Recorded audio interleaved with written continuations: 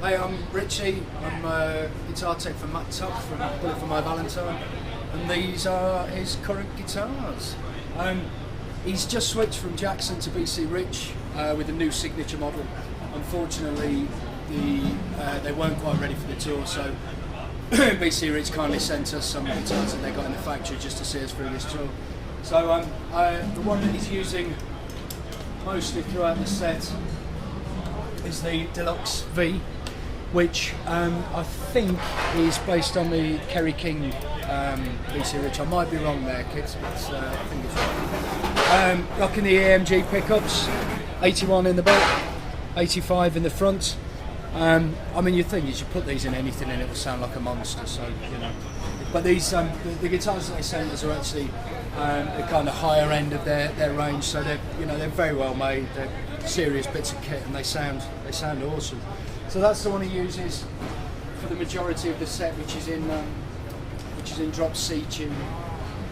It sounds like a tank coming at you, very fast. The other one he uses during the set is this one, which is just I'm not sure what it is, just some sort of V with a lovely sparkly finish. And again, 81s in the back and 85s in the front.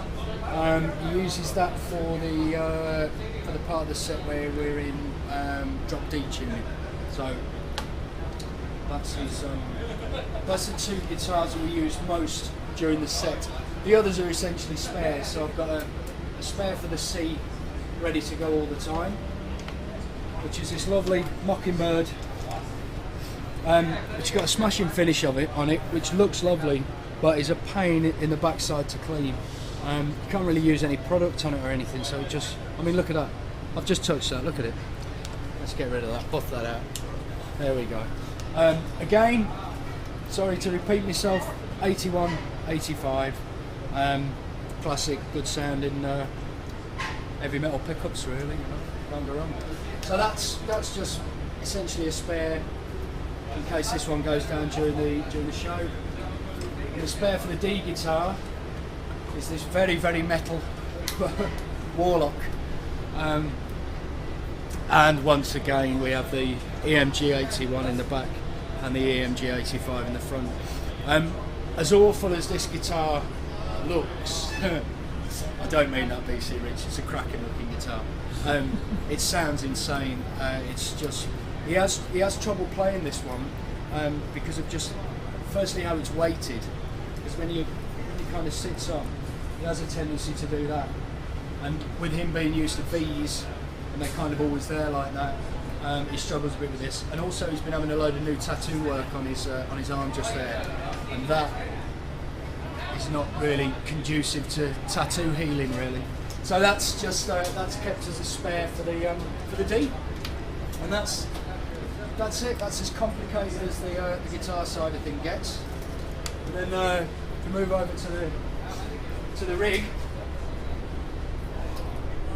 PV6505s do exactly what they say on the tin. You know what those things are going to sound like when you plug them in. They're going to sound like a loud, heavy metal guitar. Loads of crunch, loads of attack, and they sound great. They've been good to us. Wireless system, what can you say about that? It gets rid of the mucky muck. Aside from that, that's it, you know. And then up top, very simple setup up here. Because of the amount of drive we're kicking out the PVs, and the fact that we've got one of these little beauties on here, the Ibanez TS9 tube screamer, it's pretty noisy. It's very difficult to control feedback and just keep everything, especially with the sort of stuff that they play. It's kind of chuggy stuff, very kind of you want to play the note and just have a go, rather than a load of noise. So we've got two noise suppressors on there, one before the tube screamer and one after the tube screamer, and essentially tube screamer is left on all the time. There's your tone right there. Amazing pedal. And if you find any of the originals anywhere, just buy them, because you can name your price for those things. They're amazing. Because they don't make them anymore. Well, they kind of make them now. They make essentially a replica of the original, which is all right, but it's just not got quite the same tone. And then during the show, I operate his pedals. When I say operate his pedals, it sounds far more exciting than it actually is. All I do is if he's holding a note, doing any soloing, ringing out chords, I take off noise suppressors as he's needed, really. Usually just this one, but if he's holding a particularly long note and the light starts flashing on that one, I'll knock that off as well. Providing there's some noise coming from the guitar, obviously it covers the noise that will be coming from the amp.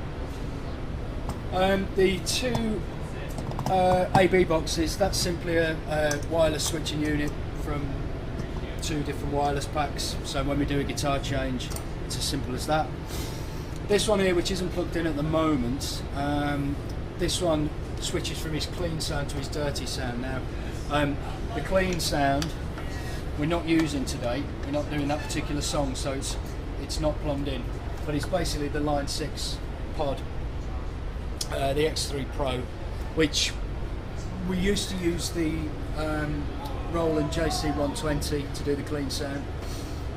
This thing does it really, really nicely, and it's that big and just sits in the rig. So, so that's just fired through here. His signal goes out from the wireless switcher out to a tuner at the back of the stage that he can use if he needs to.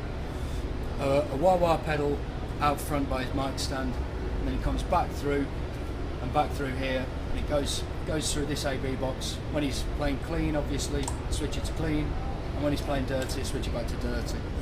And that is as intricate as it gets, really. It's a very, very basic setup he uses, but it sounds absolutely great. And you know, it's one of those classic cases of less is more, really. You know, you tend to find you can stick effects after effects after effects after effects in a guitar chain, and you know, half the time it won't sound as good as a guitar straight into the amp. So that's kind of what we're doing here. Oh, you might have spotted this just on the corner. That's just in case I have any problems with the rig. If anything goes down, I can literally just throw in a cable straight out of the wireless splitter into there and into the amp, just bypass everything else, just essentially to keep the show going. And it's the Zach Wild Overdrive, because we didn't have another one of these in the case. Simple as that. So that's it, really. That's Matt Tuck's setup in a nutshell. There you go. Thank you.